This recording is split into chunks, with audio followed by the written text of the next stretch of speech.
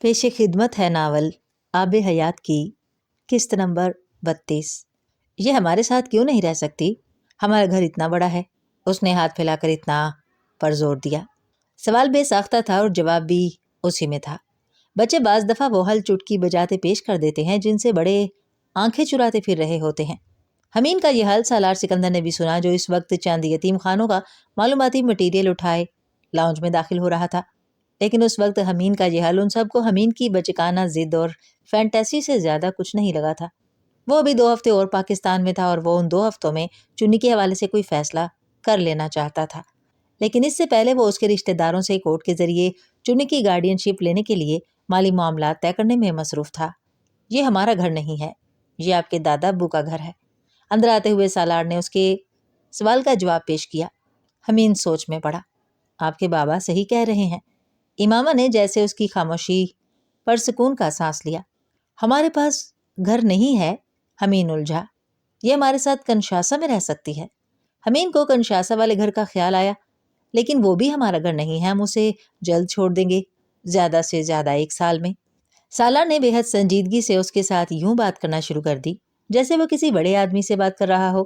اس کے تینوں بچے غیر معمولی ذہانت کے مالک تھے اور یہ ان کے جینز میں ودیت ہوئی تھی، مگر یہ غیر معمولی ذہانت جو جبریل اور عنایہ کی شکل میں انہیں نعمت لگی تھی، حمین کی شکل میں مصیبت بن گئی تھی۔ حمین ابھی بھی سوچ میں ڈوبا ہوا تھا۔ وہ جیسے چنی کے لیے ایک گھر کی تلاش میں تھا جہاں اسے رکھا جا سکتا، اور امامہ کو گھر کے ذکر پر جیسے اپنا گھر یاد آیا تھا۔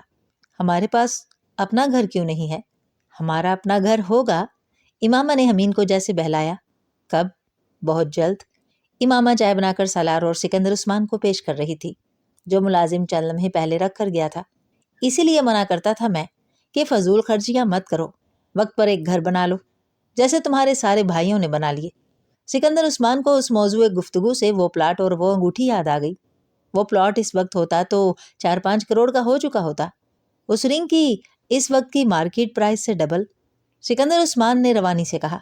اپنے لیے چائے ڈالتی امامہ ایک لمحے کے لیے ٹھٹکی، الجھی۔ کس رنگ کی؟ اس نے جیسے حیران ہو کر سکندر عثمان سے پوچھا۔ جو رنگ تم نے پہنی ہوئی ہے، سکندر عثمان نے چائے کا گھونٹ لیتے ہوئے کہا۔ سالار کو غلطی کا احساس ہوا۔ اسے سکندر کو اس موضوع پر آنے سے پہلے موضوع بدل دینا چاہیے تھا، لیکن اب تیر کمان سے نکل چکا تھا۔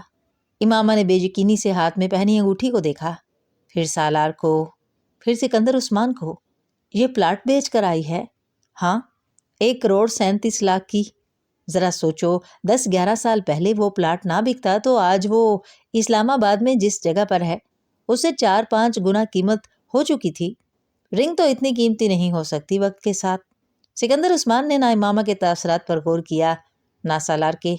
وہ روانی میں چائے پیتے ہوئے بات کہتے چلے گئے تھے۔ امامہ ساکت اور دم بخود سالار کو دیکھ رہی تھی، جو اسے نظریں چرائے چائے پینے میں مصروف تھا۔ وہ اس وقت یہی کر سکتا تھا۔ کمرے میں ایک دم اپنی بات کے اختتام پر چھائے جانے والی خاموشی سے عثمان سکندر کو لگا کچھ ٹھیک نہیں ہے۔ چائے کا آخری گھونٹ لیتے ہوئے وہ رکے۔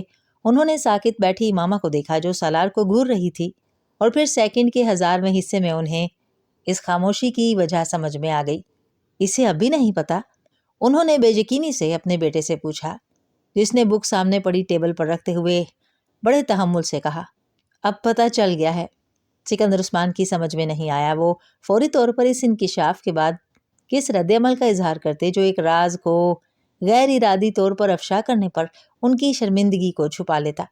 امامہ نے اپنے ہاتھ کی پشت کو پھیلا کر اس انگوٹھی کو دیکھا، پھر سکندر عثمان کو، پھر سالار کو۔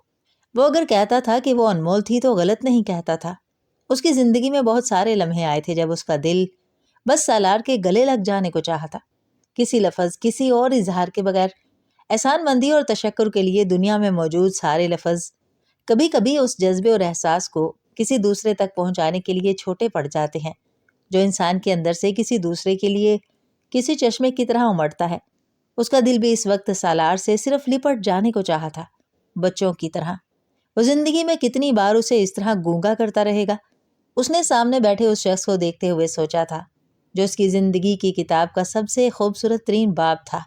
یہ اس انگوٹھی کی قیمت نہیں تھی جس نے امامہ ہاشم کی زبان سے لفظ چھین لیے تھے۔ یہ دینے والے شخص کی بے لوث محبت تھی۔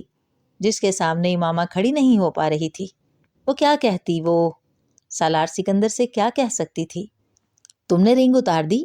اس رات سالار امامہ کے ہاتھ میں اس رنگ کو نہ پا کر پوچھے بغیر نہ رہ سکا تھا۔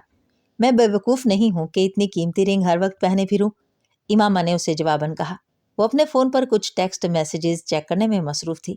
سالار ٹی وی پر کوئی چینل لگائے بیٹھا تھا جب چینل سرفنگ کرتے ہوئے اس کی نظر امامہ کے ہاتھ پر پڑی تھی، جو اس کے قریب صوفے پر بیٹھی اپنے فون میں گم تھی۔ تمہیں مجھے بتانا چاہیے تھی اس کی قیمت، اس نے سالار سے کہا۔ صرف اسی خدشے کے تحت نہیں بتایا تھا تمہیں، اور دیکھ لو میرا اندازہ ٹھیک تھا، تم اسے بھی اب لاکر میں رکھ دو گی۔ سالار کچھ ناخوش سا دوبارہ ٹی وی کی طرف متوجہ ہوا۔ ایک لمحے کے لیے امامہ خاموش رہی، پھر اس نے کہا، تو اور یہاں رکھوں؟ ساتھ لیے پھرنا بے وقوفی ہے، گم ہو جائے تو؟ مجھے پہلے بھی اس کے گم ہونے کا اتنا صدمہ ہوا تھا، اور اب تو ہارٹ اٹیک ہی ہو جائے گا مجھے جو 1 کروڑ سے بھی مہنگی انگوٹھی میں گم کر دوں، تقریباً 2.25 کروڑ۔ سالار ٹی وی پر نظریں جمائے بڑبڑایا۔ امامہ کی سمجھ میں نہیں آیا۔ کیا؟ اس کی موجودہ قیمت؟ وہ اسی انداز میں اس کی طرف متوجہ ہوئے بغیر بولا، اسی لیے تو نہیں پہن رہی، بے وقوفی تھی ویسے یہ۔ اس نے ایک ہی سانس میں کچھ توقف کے بعد کہا۔ کیا؟ سالار اس بار اس کی طرف متوجہ ہوا۔ 1 پلاٹ بیچ کر انگوٹھی خریدنا، اور وہ بھی اتنی مہنگی؟ میں تمہاری جگہ ہوتی تو کبھی نہ خریدتی، اسی لیے تم میری جگہ نہیں ہو امامہ، سالار نے جتانے والے انداز میں کہا۔ وہ نادم ہوئی تھی لیکن اس نے ظاہر نہیں کیا۔ وہ پلاٹ ہوتا تو آج اسے بیچ کر گھر بنا چکے ہوتے ہم۔ اس نے چند لمحوں کی خاموشی کے بعد سالار سے کہا، تمہارے خوابوں کا ایکڑوں میں پھیلا ہوا گھر چند کروڑ میں بن جاتا؟ وہ اب اسے چڑھانے والے انداز میں کچھ یاد دلا رہا تھا، اور امامہ کو ایک جھماکے کے ساتھ وہ اسکریپ بک یاد آئی جس میں اس نے اپنے ممکنہ گھر کی ڈھیروں ڈرائنگز بنا رکھی تھی۔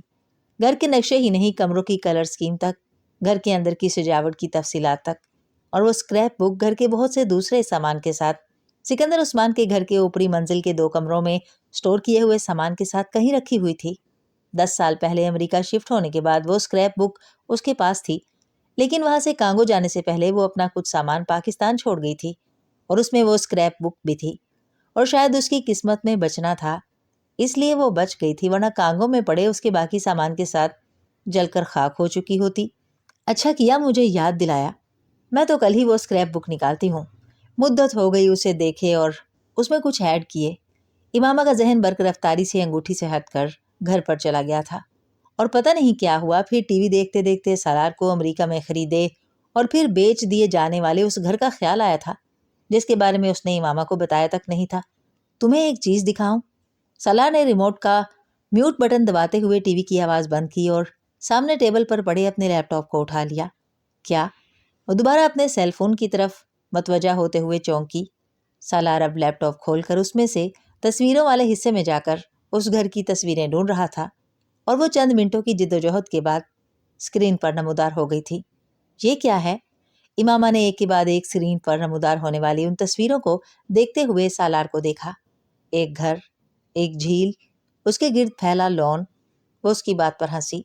وہ تو مجھے نظر آ رہا ہے، لیکن کس کا گھر ہے؟ اس نے سالار سے پوچھا۔ اور مجھے کیوں دکھا رہے ہو؟ تم نے پہلے کبھی یہ تصویریں دیکھی ہیں؟ سالار نے ایک لمحے کے لیے ٹھٹک کر اس سے پوچھا۔ نہیں، کیوں؟ امامہ نے اس کے سوال پر کچھ حیران ہو کر پوچھا۔ جب حمین پیدا ہوا تھا اور میں تمہارے پاس امریکہ سے آیا تھا تو تم نے مجھے بتایا تھا کہ اس رات تم نے خواب میں ایک گھر دیکھا تھا۔ کیا وہ گھر ایسا تھا؟ تمہیں وہ خواب یاد ہے نا؟ سالار نے اس سے پوچھا۔ ہاں یاد ہے، وہ ایک لمحے کے لیے ٹھٹکی۔ لیکن وہ گھر ایسا نہیں تھا، وہ جھیل بھی ایسی نہیں تھی۔ امامہ نے جیسے اپنی یادداشت پر زور دیا۔ خواب بے شک پرانا تھا، لیکن تخیل کبھی پرانا نہیں ہوتا۔ اور یہ کہہ کر اس نے جیسے سالار کے احساس جرم کے غبار کی ہوا نکال دی تھی، وہ بے اختیار ایک گہرا سانس لے کر رہ گیا۔ کیوں؟ تم کیوں پوچھ رہے ہو یہ سب؟ اور یہ کس کا گھر ہے؟ امامہ کو اب الجھن ہوئی۔ تمہارے لیے خریدا تھا۔ سالار نے ایک بار پھر ان تصویروں کو سکرول کرنا شروع کر دیا۔ امامہ کو اس کی بات پر جیسے جھٹکا لگا تھا۔ کیا مطلب؟ میرے لیے؟ ہاں، تمہارے لیے مورٹگیج کیا تھا امریکہ میں، تمہیں سرپرائز دینا چاہتا تھا تمہاری برتھ ڈے پر گفٹ کر کے۔ لیکن وہ اب ان تصویروں کو باری باری دیکھتے ہوئے بات کرتے کرتے آخری تصویر پر جا کر رکا۔ لیکن امامہ نے اس کے خاموش ہونے پر پوچھا۔ لیکن پھر میں نے اسے بیچ دیا۔ کانگو دوبارہ آنے سے پہلے سالار نے تصویروں کے فولڈر کو بند کر کے اسے ڈیلیٹ کرتے ہوئے کہا، سود سے میں دنیا میں تو گھر لے سکتا تھا، جنت میں گھر نہیں لے سکتا تھا۔ اس نے لیپ ٹاپ اسکرین سے نظریں ہٹا کر امامہ کو دیکھا اور عجیب انداز میں مسکرایا۔ شرمندگی، ندامت، بے چارگی، سب کچھ تھا اس مسکراہٹ میں، یوں جیسے کسی نے ہتھیار ڈالے ہوں۔ تم لے بھی لیتے تو بھی میں اس گھر میں کبھی نہ جاتی، صرف ایک گھر ہی کی فرمائش کی ہے تم سے پوری زندگی میں، وہ بھی حرام کے پیسے کا بنا کر دیتے مجھے۔ امامہ نے سنجیدگی سے کہا، میں تمہارے خوابوں کا گھر بنا کر دینا چاہتا تھا، ایکڑوں پر پھیلا، جھیل کے کنارے، سمر ہاؤس اور گزیبو والا۔ سالار نے ٹھنڈی سانس لی اور جلد بنانا چاہتا تھا، بڑھاپے تک پہنچنے سے پہلے۔ اس نے لیپ ٹاپ بند کر دیا۔ امامہ نے سر جھٹکا، تم واقعی بے وقوف ہو، میرے خوابوں کی گھر کی اینٹیں حرام کے پیسے سے رکھی جائیں، یہ خواہش نہیں کی تھی میں نے، اور ایکڑوں کا گھر تم سے کہا تھا، لیکن دعا تو اللہ تعالیٰ سے کرتی ہوں کہ وہ اس کو مکمل کرے اور اتنے وسائل دے۔ تم سے ایک بار بھی میں نے نہیں کہا کہ اتنا کماؤ یا اسی سال گھر کھڑا کر کے دو۔ اتنے سالوں میں ایک بار بھی تم سے ضد کی کہ اس سال ضرور لے کر ہی دے دو گھر، کبھی بھی یاد دہانی نہیں کرائی میں نے۔ پھر کیوں جلدی تھی تمہیں اس گھر کے لیے کہ تمہیں مورٹگیج کرنا پڑا؟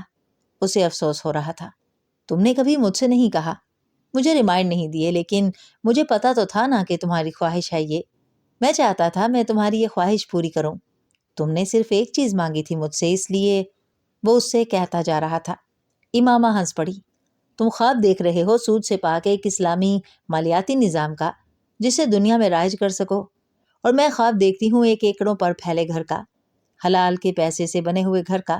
خواب تمہارا بھی اللہ ہی پورا کر سکتا ہے اور میرا بھی، اس لیے اسے اللہ پر ہی چھوڑ دیتے ہیں۔ ویسے بھی میں نے سوچا ہے وہ انگوٹھی بیچ کر اس سے کوئی پلاٹ تو لے کر رکھ ہی سکتی ہوں میں۔ سالار نے بے حد خفگی سے اس کی بات کاٹی، تم اسے بیچ دو گی؟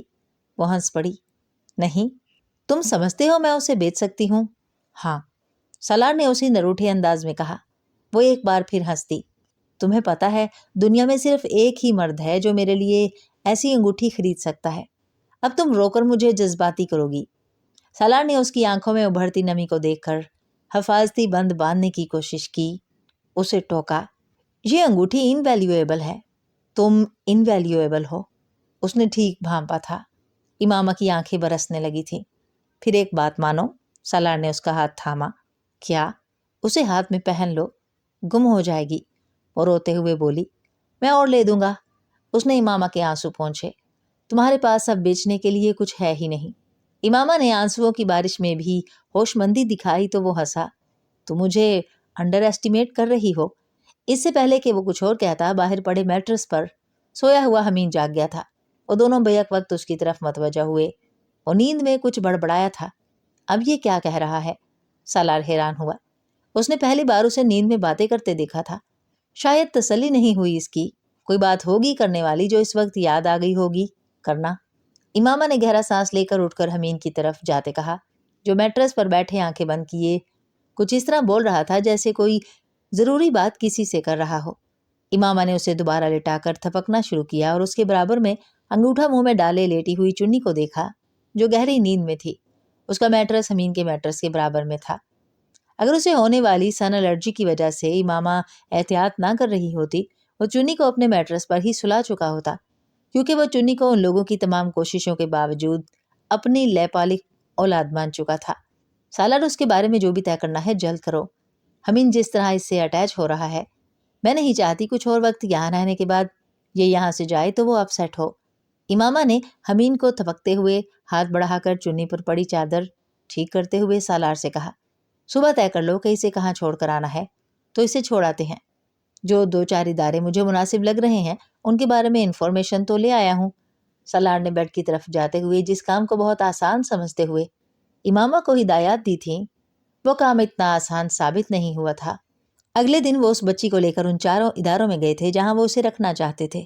2 اداروں نے مناسب قانونی کارروائی کے بغیر اس بچی کو فوری طور پر اپنی تحویل میں لینے سے انکار کر دیا۔ جن 2 اداروں نے اس بچی کو وقتی طور پر لینے پر آمادگی ظاہر کی تھی، وہاں بچوں کی پرورش اور دیکھ بھال کے انتظامات دیکھ کر وہ دونوں خوش نہیں ہوئے۔ شام کو وہ پھر چنی کے ساتھ واپس گھر پہنچ چکے تھے اور حمید کی باچھیں چنی کو ایک بار پھر دیکھ کر کھل گئی تھیں۔ وہ صبح بھی بڑی مشکل سے ہی چنی کو رخصت کرنے پر تیار ہوا تھا، اور اب چنی کو واپس آمد اس گھر میں اس کے لیے ایک بگ نیوز تھی، اور چنی بھی اسے دیکھ کر کچھ اسی طرح نہال ہوئی تھی۔ 2 دن منہ سے کچھ بھی نہ بولنے کے باوجود اس کی آنکھوں کی چمک اور چہرے کی مسکراہٹ اور کھلکھلاہٹ یہ عیاں کرنے کے لیے کافی تھی کہ اس پر بھی حمین کا سامنا کرنے پر وہی اثر ہو رہا تھا جو حمین پر ہوا تھا۔ اگلے چند دن سالار نے چنی کی گارڈین شپ کے حوالے سے قانونی کارروائی کرنے اور چنی کی پیدائش اور پیدائش سے متعلقہ باقی کاغذات پوری کرنے کی کوشش کی، اور جب 2-3 دنوں میں وہ ان کاموں میں پھنسا رہا تو حمین نے چنی کے بارے میں یہ بھی دریافت کر لیا تھا کہ وہ گونگی تھی، کیونکہ وہ ان 3-4 دنوں میں بالکل خاموش رہی تھی، صرف ضرورتاً زبان سے آوازیں نکالتی رہی تھی جو بہت محدود اور اوں تک محدود تھیں۔ اور یہ چنی کے بارے میں ایک بہت خوفناک انکشاف تھا جس نے امامہ اور سالار دونوں کو ہلا دیا تھا۔ ڈمب؟ امامہ کو یقین نہیں آیا۔ ممی، شی از ڈمب؟ ممی، یہ گونگی ہے، حمین نے اپنی بات جاری رکھتے ہوئے کہا تھا۔ مجھے پورا یقین ہے۔ اس نے امامہ کو اس دن کی سب سے اہم اطلاع دی جو اس نے پچھلے چند دنوں میں چنی کی مسلسل خاموشی سے اخذ کی تھی۔ نہیں، سن تو رہی ہے، امامہ نے چنی سے بات کرنے کی کوشش کے بعد نتیجہ نکالتے ہوئے کہا۔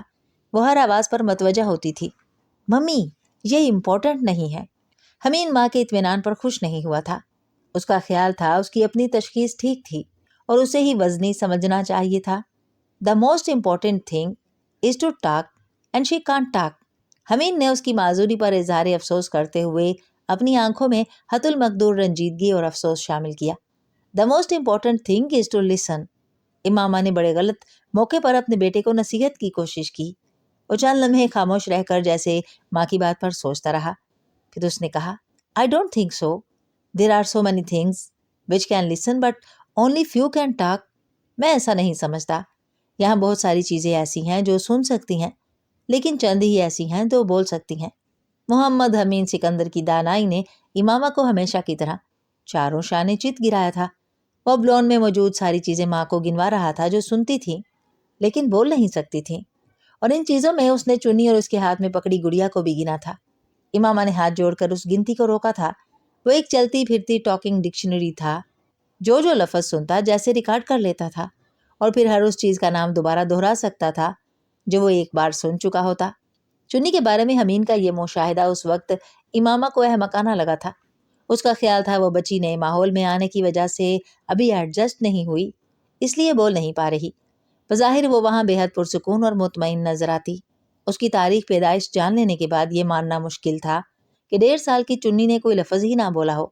امامہ نے بچوں کا 7-8 ماہ کی عمر میں ٹوٹے پھوٹے لفظوں کو ادا کرنے کی صلاحیت کا مظاہرہ دیکھا تھا، لیکن اسے واقعی یہ اندازہ نہیں تھا جب آپ کسی کی نویں اور انچاہی اولاد ہوں اور آپ کے گھر بھوک اور بیماری سے لے کر ہر وہ مسئلہ موجود ہو جو زمین پر کسی انسان کی زندگی جہنم بنا سکتا ہے، اور پھر آپ رشتہ داروں پر انحصار کرتے ہوں جہاں آپ کی زندگی کا واحد مصرف ماہانہ آنے والی رقم ہو، اور اس کے علاوہ کسی کو آپ سے کوئی توقع نہ ہو، نہ آپ کی ضرورت، تو دیکھنا اور بول پانا بہت بڑی جد و جہد بن جاتا ہے، اور یہ جد و جہد انسان بچپن سے خود نہیں کر سکتا۔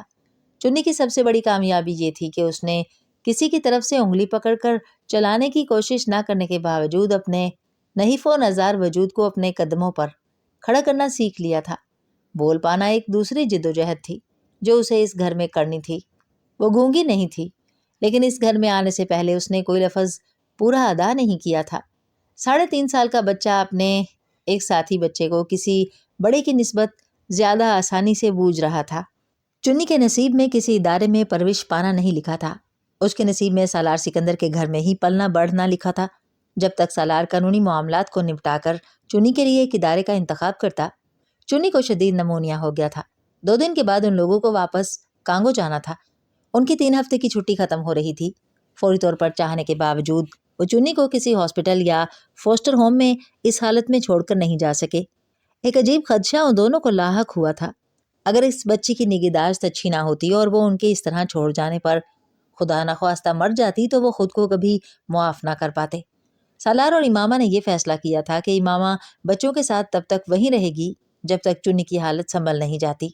سالار واپس چلا گیا تھا۔ امامہ 2 ہفتے اور پاکستان میں رہی۔ چنی کی حالت سنبھل گئی تھی، مگر اب وہ بچوں کے ساتھ اور خاص طور پر حمین کے ساتھ اس طرح اٹیچ ہو گئی تھی کہ وہ ان سے الگ ہونے پر تیار ہی نہیں تھی۔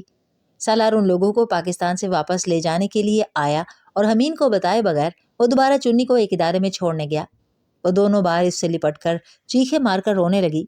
وہ اس کے علاوہ کسی اور کی گود میں بھی جانے کو تیار نہیں تھی۔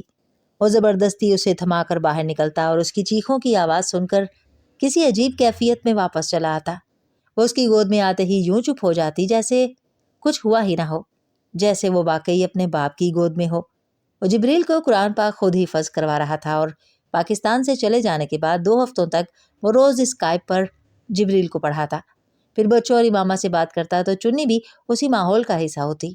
وہ سالار کو اسکرین پر نمودار ہوتے دیکھ کر اسی طرح خوشی سے چیخیں مارتی، اوں آ کرتی، اور اس نے اپنی زندگی کا پہلا لفظ بھی سالار کے پاکستان آنے پر اسے دیکھ کر باقی بچوں کے ساتھ اس کی طرف بھاگتے ہوئے ادا کیا تھا، بابا۔ وہ سالار کی طرف بھاگتے ہوئے بولتی جا رہی تھی اور اس بات کو سب سے پہلے حمین نے نوٹس کیا تھا۔ او مائی گاڈ، شی کین ٹاک! او خدا، یہ بول سکتی ہے! سالار کی طرف بھاگتے ہوئے اس کے پیروں کو جیسے بریک لگ گئے۔ وہ اپنی موٹی آنکھیں گول کیے چنی کو دیکھ رہا تھا جو اب سالار کی ٹانگوں سے لپٹی ہوئی تھی۔ سالار عنایا کو اٹھائے ہوئے اور وہ اس کی ٹانگوں سے لپٹی بابا بابا بولتی جا رہی تھی، منہ اوپر کیے ہوئے، چمکتی آنکھوں کے ساتھ، الرجی کے مندمل ہوتے ہوئے نشانات والا چہرہ اور سر پر نئے نکلتے ہوئے سیاہ بالوں کی ہلکی سی تہ اور صحت مند چہرہ۔ یہ وہ بچی نہیں تھی جسے 1 مہینے پہلے وہ مرغیوں کی گندگی کھاتے اٹھا کر لایا تھا۔ اس کے ٹراؤزر کے کپڑے کو اپنی مٹھیوں میں بھینچے وہ اب مٹھیاں کھول کر بازو ہوا میں لہرا رہی تھی سالار سکندر کی طرف، اس طرح کہ وہ اب اسے بھی اٹھائے گا جیسے اس نے عنایا کو اٹھایا تھا۔ پدرانہ شفقت اگر کوئی چیز تھی تو اس وقت سالار نے چنی کے لیے وہی محسوس کی، اور کس رشتے سے یہ اس کی بھی سمجھ میں نہیں آیا۔ اس کی سمجھ میں یہ بات کبھی بھی نہیں آ سکتی تھی کہ کچھ رشتے خون کے نہیں ہوتے، نصیب کے ہوتے ہیں۔ سالار سکندر اور اس کا خاندان نصیب سے چنی کو ملا تھا۔ سالار نے عنایا کو نیچے اتارا اور اپنے پیروں سے لپٹی چنی کو اٹھا لیا۔ وہ کھلکھلائی۔ اس نے عنایا کی طرح باری باری سالار کے گال چومے، پھر وہ سالار کی گردن کے گرد ہاتھ لپیٹ کر اس کے ساتھ یوں چپک گئی کہ اب نیچے نہیں اترے گی۔ یہ وہ پہلا لمحہ تھا جب سالار کو اندازہ ہوا چنی سے الگ ہونا دقت طلب کام ہے۔ وہ کیسے ان کے گھر اور زندگیوں کا حصہ بن گئی تھی، ان میں سے کسی کو احساس بھی نہیں ہوا تھا سوائے حمین کے، جو دن میں تقریباً 100 بار یہ اعلان کرتا تھا that he finally has a baby sister۔ وہ اب اس کی بہن ہے۔ چنی کے اسٹیٹس میں یہ تبدیلی جبریل کی کوششوں سے ممکن ہوئی تھی، جس نے کئی دن حمین کے ساتھ سر کھپانے پر اسے اس بات پر تیار کر لیا تھا کہ وہ چنی کو اڈاپٹ کر کے اپنی اولاد بنانے کی بجائے اسے اپنی بہن بنا سکتا تھا، بیبی سسٹر۔ اور اب حمین کی اس بیبی سسٹر کو کسی دارالمان چھوڑنا سالار کے لیے عجیب جان جوکھوں کا کھیل بن گیا تھا۔ سالار سکندر کوئی بہت زیادہ جذباتی انسان نہیں تھا، مگر اس 1.5 سال کی بچی نے اسے عجیب دوراہے پر لا کر کھڑا کر دیا تھا۔ وہ واپس جانے سے پہلے امامہ کے ساتھ بیٹھ کر چنی کے لیے ہر امکان کو زیر غور لاتا رہا تھا اور ہر امکان کو رد کرتا رہا، یہاں تک کہ امامہ نے کہہ ہی دیا، تم اسے اڈاپٹ کرنا چاہتے ہو۔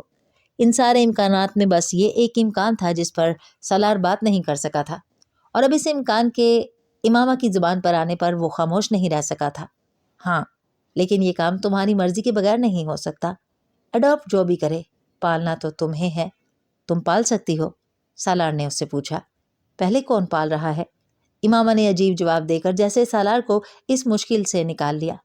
اگر اس کے نصیب میں زندگی تھی تو اس کی زندگی رہی، اس کے نصیب میں ہمارے گھر میں ہی پرورش پانا لکھا ہے تو ہم کیسے روک سکتے ہیں؟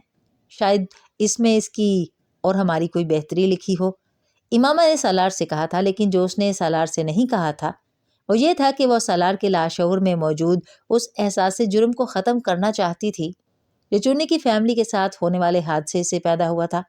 اگر اس بچی کی اچھی تعلیم و تربیت کوئی کفارہ ہو سکتا تھا تو امامہ ہاشم اپنے شوہر کے لیے یہ کفارہ ادا کرنے کو تیار تھی۔ چنی کو اڈاپٹ کرتے ہوئے سالار سکندر نے اس کو اپنی ولدیت بھی دی تھی۔ اس بچی کو اڈاپٹ کرتے ہوئے سالار سکندر کو یہ اندازہ نہیں تھا کہ وہ بچی کفارہ نہیں تھی، رئیسہ سالار۔ اپنے نصیب میں اور اپنے سے منسلک ہر شخص کے نصیب میں خوش نصیبی کے علاوہ اور کچھ نہیں تھا۔ وہ ہما تھی، خوش نصیبی کا وہ پرندہ جو جس کے بھی سر پر بیٹھتا اسے بادشاہ بنا دیتا، اور اسے ایک بادشاہی کی ملکہ بننا تھا۔ کانگو کا آخری سال سالار سکندر کے لیے کئی حوالوں سے بے حد ہنگامہ خیز رہا تھا۔ وہ ورلڈ بینک کے ساتھ اپنے آخری سال میں اپنے سارے معاملات کو وائنڈ اپ کر رہا تھا، اور اس کی زندگی کے آدھے دن رات جہاز پر سفر کے دوران گزر رہے تھے۔ اور انہی روز و شب میں اس کی ملازمت کا دورانیہ ختم ہونے سے چند ہفتے پہلے اسے واشنگٹن بلایا گیا تھا اور امریکی حکومت نے اسے ورلڈ بینک کے صدر کے عہدے کی پیشکش کی تھی۔ وہ آفر جو پچھلے 1-1.5 سال سے اسے بلا واسطہ کی جاتی رہی تھی اور وہ اسے ایک سبز باغ سمجھ کر نظر انداز کرتا رہا تھا، وہ ایک ٹھوس حقیقت بن کر اس کے سامنے آ گئی تھی۔ انکار اتنا آسان نہیں تھا جتنا سالار سمجھتا تھا۔ یہ بہت بڑی ترغیب تھی۔ وہ جس پروجیکٹ پر کام کر رہا تھا اسے اناؤنس کرنے میں کچھ وقت باقی تھا۔ ورلڈ بینک کا پہلا کم عمر ترین مسلمان صدر 42 سال کی عمر میں اس عہدے پر کام کرنے کے لیے کوئی بھی کچھ بھی کرنے کو تیار ہو سکتا تھا۔ وہ تاریخ کا حصہ بن سکتا تھا بے حد آسانی سے، صرف ایک عہدے کو قبول کر لینے سے۔ سالار سکندر نے زندگی کے اس مرحلے پر ایک بار پھر یہ اعتراف کیا تھا کہ ترغیبات سے بچنا اتنا آسان کام نہیں تھا جتنا وہ اسے سمجھنے لگ گیا تھا۔ اس نے امریکہ میں ہونے والی میٹنگ اور اس آفر کے بارے میں سب سے پہلے کانگو واپس آنے پر امامہ کو بتایا تھا۔ اس کے لہجے میں ضرور کچھ ایسا تھا جس سے امامہ کھٹکی تھی۔ تو اس نے سالار سے پوچھا۔ تو کیا؟ سالار نے اسی انداز میں کہا۔ ان دونوں نے ابھی کچھ دیر پہلے ہی کھانا کھایا تھا اور وہ ڈنر ٹیبل پر ہی تھے۔ سالار رات کا ہی واپس پہنچا تھا اور ہمیشہ کی طرح نیند اس کی آنکھوں سے کوسوں دور تھی۔ تم نے کیا کہا؟ امامہ نے اس سے پوچھا۔ میں نے سوچنے کے لیے ٹائم لیا ہے۔ اس نے ڈیزرٹ کے پیالے سے ایک چمچ لیا۔ امامہ اس کے جواب سے جیسے بے حد ناخوش ہوئی۔ سوچنے کے لیے ٹائم؟ تم انکار کر کے نہیں آئے؟ اس نے جیسے سالار کو یاد دلایا تھا۔ انکار کیا تھا، قبول نہیں ہوا۔ مجھے سوچنے کے لیے کہا گیا ہے۔ سالار نے سویٹ ڈش کا ایک اور چمچ لیا، پھر پیالہ دور کھسکا دیا۔ تم کیا سوچ رہے ہو سالار؟ امامہ نے میٹھا نہیں کھایا تھا، اس کا پیالہ ویسے ہی پڑا رہا تھا۔ سالار اسے دیکھنے لگا۔ دونوں بے حد خوشی سے ایک دوسرے کا چہرہ دیکھتے رہے۔ پھر امامہ کی ناخوشی اور خفگی جیسے کچھ اور بڑھی تھی۔ اس نے سالار کے چہرے پر جیسے کچھ پڑھا تھا جو اسے پسند نہیں آیا تھا۔ تم یہ آفر قبول کرنا چاہتے ہو؟ اس نے سالار سے ڈائریکٹ سوال کیا۔ کرنی چاہیے کیا؟ سالار نے جواباً پوچھا۔ نہیں۔ اتنا حتمی اور دو ٹوک جواب آیا تھا کہ سالار بول ہی نہیں سکا۔ اسے شاید پھر ویسے ہی جواب اور رد عمل کی توقع تھی جو اس نے نائب صدارت آفر ہونے پر اس کے سوال پر دیا تھا۔ تمہیں یاد نہیں تم کس مقصد کے لیے کام کر رہے ہو اور کیا کرنا چاہتے ہو؟ امامہ نے جیسے اسے یاد دلایا۔ بالکل یاد ہے۔ پھر الجھن کس بات کی ہے؟ امامہ نے پوچھا۔ الجھن نہیں ہے، صرف یہ سوچ رہا ہوں کہ ابھی تھوڑا وقت چاہیے مجھے اپنی پروجیکٹ کو اپنی شکل میں دنیا کے سامنے لانے کے لیے۔ ورلڈ بینک کے صدر کے طور پر کام کر لوں گا تو اس پروجیکٹ میں مجھے بہت مدد ملے گی۔ میری اور اس پروجیکٹ کی ریپوٹیشن بہت بڑھ جائے گی۔ ڈھیروں کمپنیز اور انویسٹرز ہماری طرف آئیں گے۔ بہت سی جگہوں پر مجھے تعارف کروانا ہی نہیں پڑے گا۔ امامہ نے اسے ٹوکا۔ بس صرف یہ وجہ ہے؟ وہ اسے دیکھنے لگا۔ وہ پھر حتمی انداز میں اس کا چہرہ دیکھ رہی تھی۔ وہ دنیا میں ان چند انسانوں میں سے تھی جن کے سامنے وہ جھوٹ نہیں بول پایا تھا، کوشش کرنے کے باوجود، کیونکہ وہ اس کا جھوٹ پکڑ لیتی تھی۔ پتہ نہیں یہ بیویوں کی خصوصیت تھی یا صرف امامہ ہاشم کی۔ ورلڈ بینک کے صدر کے طور پر ایک مسلمان کی تعیناتی ایک اعزاز بھی تو ہے۔ سالار نے اس بار بے حد مدھم آواز میں وہ ترغیب بھی سامنے رکھی۔ ورلڈ بینک کیا ہے سالار؟ جن ہے؟ ہوا ہے؟ کیا ہے؟ کچھ بھی نہیں۔ سود کا کام کرنے والی قوموں کا ایک اجتماع۔ اور کیا ہے؟ کیا اعزاز والی بات ہے اس میں کہ سود کا کام کرنے والی ان قوموں کی سربراہی ایک مسلمان کے پاس ہو؟ یہ اعزاز نہیں، شرم سے ڈوب مرنے والی بات ہے کسی مسلمان کے لیے۔ امامہ نے جیسے اسے آئینہ نہیں جوتا دکھایا تھا۔ وہ خفا تھی، ناخوش تھی اور بڑے آرام سے یہ دیکھ رہی تھی کہ یہ ترغیب تھی جو اس کے شوہر کے قدموں کی زنجیر بن رہی تھی۔